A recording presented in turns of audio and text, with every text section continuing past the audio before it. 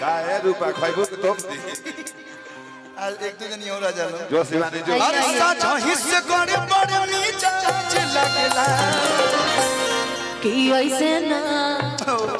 ऐसे ना करी बल जोरी हटी होने भैया छोड़ी लाज लगला ये पिया लाज लगला ताली बजा के हो भैया ये पिया लाज लगला लाज लगला ये पिया लाज लगला लाज लगला ये पिया लाज लगला दहिया से दहिया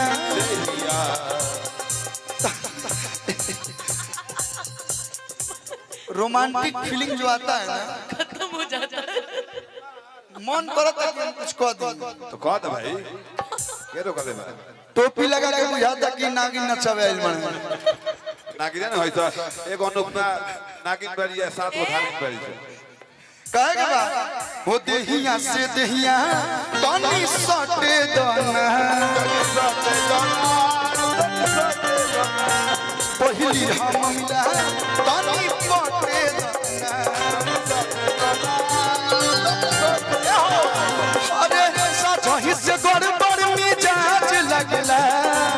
साझा हिस्से गड़बड़ मिजाज लगला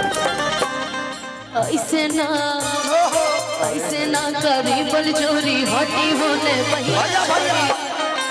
आरा जिला में आइल बड़ वैसे सूखा सूखी ना का भैया ए गीला गिली करो गीला गिली मतलब कि तनी मनी हल्का फुल्का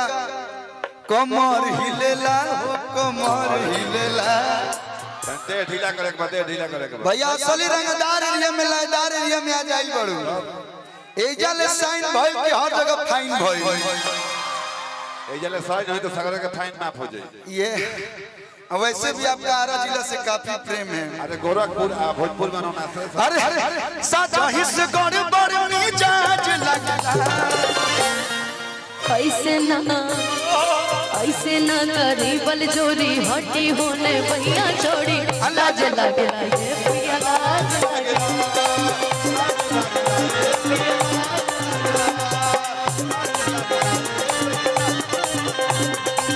लाज लगला ये पिया लाज लगला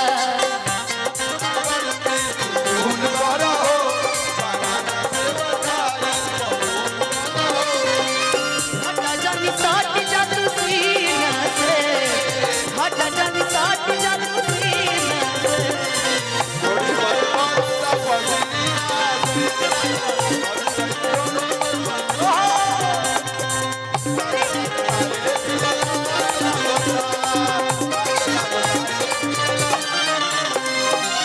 छोड़ी ना साड़ी के पल्लू हमार पिया गल्लू की देह अभी नरमी बा हमार नाम ऐसे भाई लोग कहले लोग होती चुकी 4-5 गुण कोदर कोलवा आ गए कोनो इंग्लिश वाले में तो ये खल्लू लेकिन ये जब कल्लू बोलते हैं ना कल आधा लॉक के जो मात्रा जीप खा के बोले ली कल्लो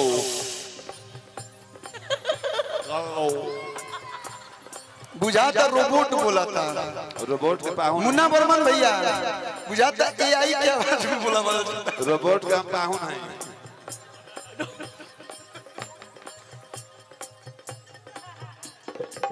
बुझाता मुंह में कुछ रसगुल्ला लेके बोला था रसगुल्ला लेके मेरा कांचा दूध पी गया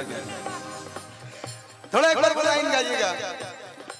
छोड़ी ना साड़ी के पल्लू हमार पिया गल्लू की देह अभी नरमी बा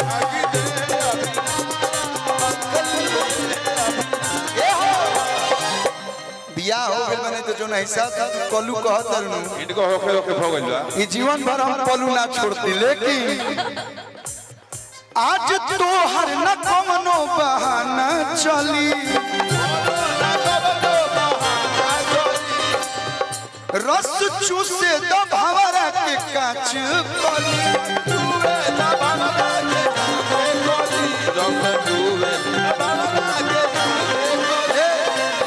मौसम तयाज तक बाज लगेला मौसम तयाज तक बाज लगेला अरे ऐसे ना करी बल जोरी हटी होने भैया छोड़ी लाज लगे ये पिया लाज लगे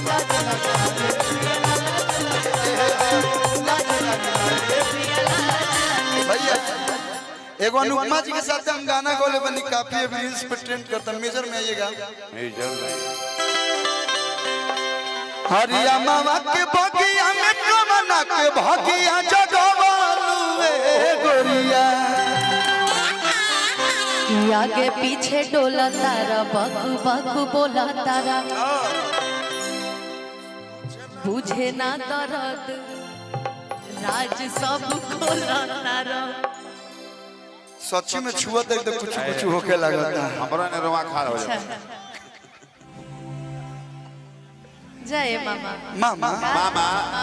इनकर माई सिखावली कि हमार बहनो ये उनका फूफा कहे चुप रहिए सियान हो गए तो मामा कह दे चुप लइका फूफा कह रहिए दे पीछे बुची भैया बैठे हो जानते हैं कि पूछी आप भैया मेरे क्या मामा कहे हैं देह देह रिश्ता तार चेंज होता है कभी भैया बोलते नहीं कभी नहीं वो मामा शुरू बोलते से मामा है अब थोड़ा पब्लिकली भैया इसमें बोलना हेलो माय पड़ता टेस्टिंग फ्रॉम दिस मैटर है हेलो एक्सक्यूज मी रतन तार पापा है हम तार फूफा आई एम योर भगनी ओके नो एक्सेप्ट नजायज संबंध oh excuse me accepted no except from नजायज ये संबंध हमारा नाजायज संबंध से बड़ी डर लगेला कहे के बा हरिया मामा के बगिया में कमना के भगिया जगवालू गोरिया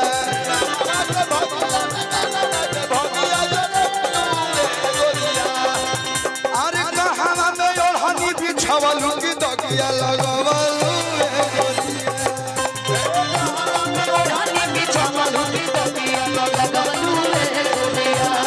अरे अरे कहां में ओढ़नी बिछावलू की दगिया लगवालू गोरिया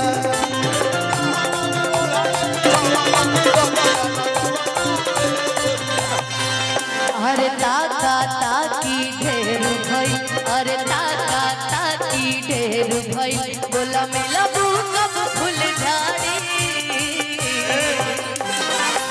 कहां से सीख के आई बड़ू अरे गोरखपुर से रुको